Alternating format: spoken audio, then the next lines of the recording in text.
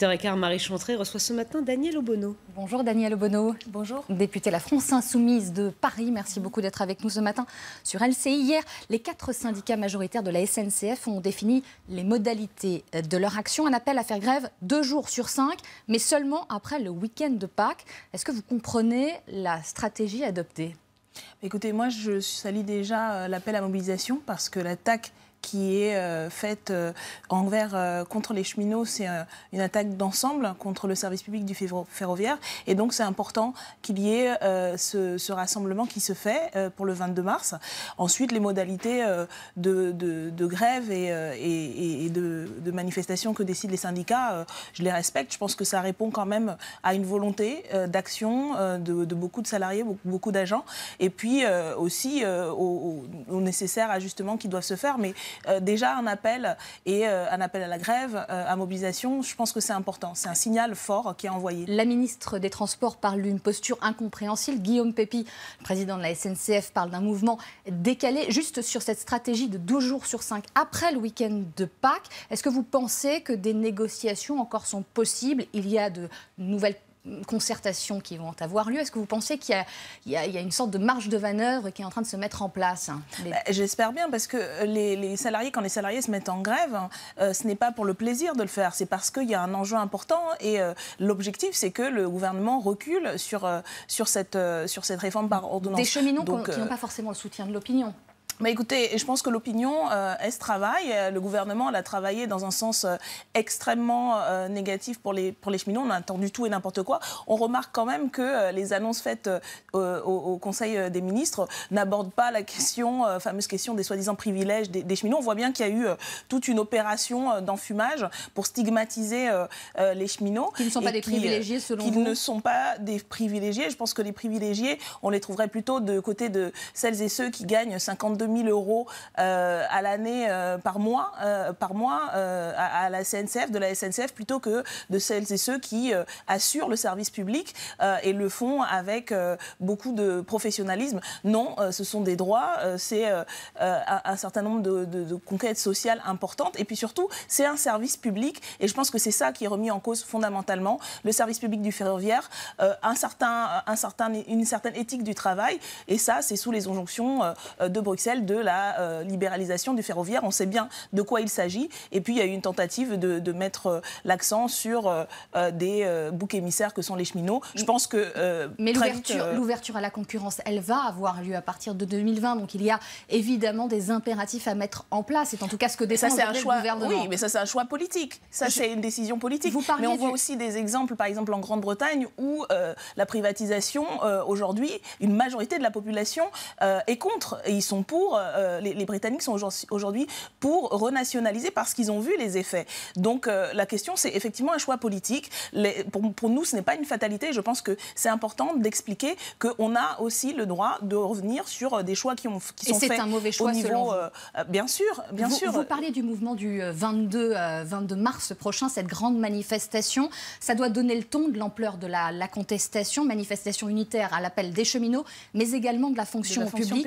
Oui. Est-ce que ça peut être le détonateur d'une explosion sociale plus large? Est-ce que vous le souhaitez en tout cas? Écoutez, j'espère qu'il y aura une grande mobilisation. Je ne suis pas trop dans la rhétorique, on va dire, de l'explosion. Mais en tout cas, il y a une colère très forte. Vous parliez de la fonction publique. Aujourd'hui, on parle de 120 000 soi-disant départs volontaires. Qu'est-ce que ça veut dire? Ça veut dire d'ici la fin du quinquennat. Ça veut dire des soignants, des enseignants. Parce que voilà, 120 000 personnes, il faut bien les trouver autre part. Et ce ne sont pas 120 000 fainéants. C'est celles et ceux qui assurent des services essentiels, notamment auprès des publics les plus vulnérables. Est-ce que la France insoumise, Jean-Luc Mélenchon en tête, veut prendre sa revanche finalement avec cette grande manifestation du 22 mars? On se souvient qu'avec les ordonnances travail, ça n'avait pas forcément fonctionné. Il y avait cet appel à descendre sur les Champs-Élysées, ça avait fait un peu chou blanc. Est-ce que là, vous voulez finalement retrouver les couleurs? Non, je ne pense pas qu'il s'agisse pour la France insoumise de prendre quelque revanche que ce soit. Nous sommes au service de la mobilisation sociale. Nous sommes en défense du service public, d'une idée du service public et puis d'une réalité. Quand on voit l'état aujourd'hui dans lequel se trouve l'hôpital public, c'est pas une question de revanche, c'est une question de défense de ce qui fait le bien commun. C'est le service public, c'est le bien commun de celles et ceux qui n'en ont pas, qui n'ont pas de patrimoine, qui n'ont pas les moyens d'aller aux quatre coins du monde pour se faire soigner, pour envoyer leurs enfants. Parce que, voilà, aujourd'hui, ce qu'on a construit, ça a été le produit de conquête sociale, ça a été des luttes très fortes. Donc nous, c'est ça l'objectif. Il ne s'agit pas d'une question d'ego ou d'intérêt boutiquier. On est au service de cette mobilisation. Nous avons participé à la mobilisation sur la loi travail. Il y a eu des appels syndicaux. Nous avons fait une marche aussi conséquente. Ce n'a pas abouti malheureusement à faire reculer le gouvernement. Mais ce n'est peut-être pas ce que vous aviez dans votre esprit. En tout cas, hier, les retraités également étaient dans la rue, ainsi que les EHPAD. Pour les CSG, la principale raison de leur colère, c'est la baisse de leur pouvoir d'achat avec cette hausse de la CSG. Pour vous, cette colère est-elle le fruit d'une génération dorée, comme certains dans la majorité ont pu le décrire, ou traduit-elle vraiment un mécontentement? Non, je pense que c'est extrêmement méprisant de parler ainsi de personnes qui, y compris... Oui, ça a été dit, et ça traduit, encore une fois, c'est pas la première fois que le gouvernement, l'exécutif a des propos aussi méprisants. Ça a été les chômeurs, ça a été les gens qui ne sont rien. On voit bien, c'est une vision, y compris complètement, de notre point de vue, hallucinante. Les personnes qui ont leur retraite aujourd'hui l'ont gagnée, ont travaillé pour avoir cette retraite-là, et puis ont été au service, dans la fonction publique, dans le privé, de l'activité, de ce qui fait aujourd'hui la richesse de ce pays. Si nous sommes une des premières puissances au monde, c'est d'abord parce que des gens ont produit cette richesse-là, et ce ne sont pas la minorité à laquelle le gouvernement fait des cadeaux, ce sont les salariés du privé et du public. Donc je pense que c'est extrêmement méprisant. Et la réalité, c'est qu'on voit quels sont les choix faits par le gouvernement quand on discutait du budget, où on nous promettait monts et merveilles. Je pense que les retraités sont les premiers à se rendre compte que les promesses du gouvernement Macron, ce sont d'abord ces promesses qu'il tient pour les riches, pour les privilégiés, et pas pour les retraités ou les salariés. Parler de solidarité intergénérationnelle, ce n'est pas un argument que vous entendez? Mais la solidarité intergénérationnelle, elle est faite par la protection sociale, la sécurité sociale. Le principe même de la sécurité sociale, c'est la solidarité intergénérationnelle, interprofessionnelle. Et c'est ça que remet en cause le gouvernement quand il met, par exemple, supprime les cotisations sociales. Donc on a un système qui a été pendant très longtemps un des meilleurs du monde, qui permet justement de redistribuer, qui permet de protéger les plus vulnérables. Et c'est ça qui est remis en cause. Et aujourd'hui, on nous bricole des solutions, encore une fois, pour privilégier le secteur financier, pour justement s'emparer de ce qu'a été la richesse commune qu'est la sécurité sociale. Et après, on dit c'est la faute aux uns, c'est la faute aux autres. Non, la solidarité, elle existe, et c'est ce qu'est en train de détruire le gouvernement. Daniel Obono, est-ce que vous êtes de ceux qui défendent une plus grande redistribution, avec notamment cette cagnotte fiscale qui est brandie par certains hommes politiques, plus de redistribution, notamment avec cette recette fiscale supplémentaire, notamment à destination des EHPAD. Le gouvernement est inflexible sur le sujet. Bruno Le Maire l'a dit, ne dilapidons pas le résultat de nos efforts. L'effort, c'est d'abord celui des salariés. Encore une fois, ça fait des années qu'on est soumis aux politiques d'austérité. On voit bien que, quels que soient les résultats économiques, un coup on nous disait c'est parce qu'il y a la crise. Aujourd'hui, des résultats de mesures, un certain nombre de mesures prises au niveau économique ont fait qu'il y a une légère reprise, mais là on nous dit aussi que c'est pas possible. Donc on voit bien qu'en vérité, la question de la redistribution n'est pas une priorité. Vous parliez des EHPAD, effectivement, il y a eu une mobilisation très importante que nous avons saluée. Ma collègue Caroline Fiat fait partie du rapport et une des co-rapportrices parlementaires sur la question des EHPAD, où il y a un certain nombre de propositions.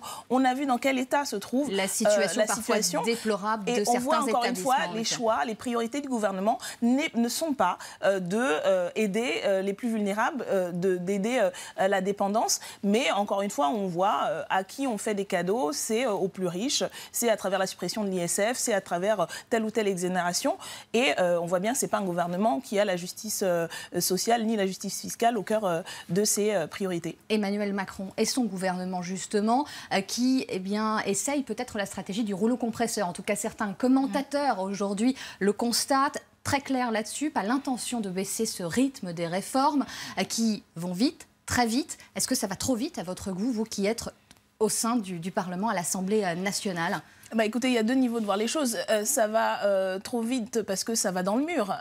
Nous sommes contre la politique qui est menée. On voit les dégâts sociaux et sur qui pèsent en fait les résultats de ces réformes. Est-ce que vous, en tant que député, vous voyez une volonté d'écraser le Parlement? J'entends les ordonnances, le limite du droit à l'amendement, ce qui est peut-être dans la réforme constitutionnelle, ou encore le vote bloqué au Sénat. Est-ce que tout ça, ça vous laisse entendre qu'il y a... Non, mais on a très bien compris. Et dès le départ, dès le début de la session parlementaire, on a vu une majorité qui avait peu de respect pour le travail parlementaire. C'est une vision très technocratique, très réductrice. Nous avons fait une tribune où justement nous appelons notamment le président de l'Assemblée nationale qui a le mot de grande réforme à la bouche, mais on voit bien que c'est en fait plus la courroie de transmission de l'Élysée, de l'exécutif, plus l'extension des pouvoirs présidentialistes de la monarchie de la Ve République qui s'exerce là, au détriment du Parlement et au détriment, c'est pas tellement les députés ou le Parlement, c'est la représentation nationale, c'est la voix des citoyens et des citoyennes qui est aujourd'hui remise en cause. Là aussi, on stigmatise tel ou tel député, mais en fait, derrière, c'est la démocratie qui recule. Vous disiez que vous n'aviez aucune envie de prendre votre revanche, mais pour le mouvement de Jean-Luc Mélenchon en tête, c'est une aubaine ce qui est en train de se passer, cette grogne sociale qui est en train de monter. Je m'entends, il va pouvoir exister à nouveau, se faire entendre, vous faire entendre aussi une nouvelle fois. Nous n'avons pas cessé d'exister. Mais vous avez essuyé quelques revers politiques. Je pense à ces élections partielles en Guyane, mais également en Haute-Garonne. Vous espériez peut-être arriver en tête. Ce n'a pas été le cas. Alors, est-ce qu'il y a peut-être un problème de stratégie de votre côté? Écoutez, d'abord, je pense que quand on regarde sur l'ensemble des élections partielles, elles ne sont pas terminées, mais nous voyons que nous sommes un mouvement qui s'ancre, qui a réussi, quand nous étions candidats, à être parfois au second tour et en tout cas à stabiliser. Donc, pour nous, bien sûr que nous aurions aimé remporter les élections. Nous avions un candidat formidable en Guyane, David Riemann, que je salue et dont je salue la très très belle campagne. Qui a perdu à peu de choses d'ailleurs. Voilà, j'y étais. Et ce que nous retenons, c'est surtout justement cet ancrage. Il y a aujourd'hui, à travers l'ensemble du pays, dans l'Hexagone, dans les Outre-mer, des forces qui convergent sur les propositions. Donc non, il ne s'agit pas de prendre une revanche. Nous avons toujours été très actifs au Parlement. Nous avons mené le débat parlementaire. Aujourd'hui, nous menons une grande campagne sur la sortie du nucléaire avec un certain nombre de rendez-vous de votation. J'invite d'ailleurs les téléspectateurs et téléspectatrices à aller voter pour la sortie du nucléaire.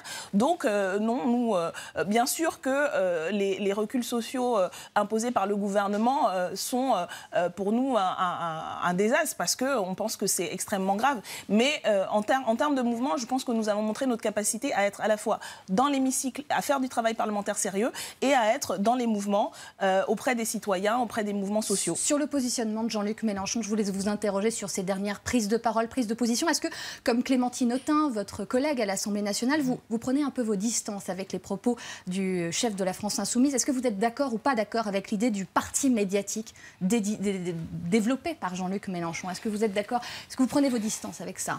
Ah mais non, mais je pense que dans l'analyse que fait Jean-Luc Mélenchon renvoie à un constat fait, je pense, plus largement sur la crise démocratique et la crise médiatique. Mais quand on dit que cette haine est saine et juste envers les médias, je pense que quand on voit par exemple le traitement qui a été fait à l'encontre de la France Insoumise et le caractère pour le moins partial des attaques qui sont faites aujourd'hui, et quand on voit en fait la réalité une situation politique à droite ou dans la majorité, on voit bien qu'il y a un parti pris qui est d'attaquer ce qui est la principale opposition du pays. Donc on ne peut pas dire que les médias font un travail toujours très partial. En tout cas, nous on fait un travail très partial. Et donc je pense qu'il y a nécessité de poser cette question de la déontologie et c'est ce que nous faisons. Merci d'avoir été avec nous. La suite de la matinale, c'est tout de suite.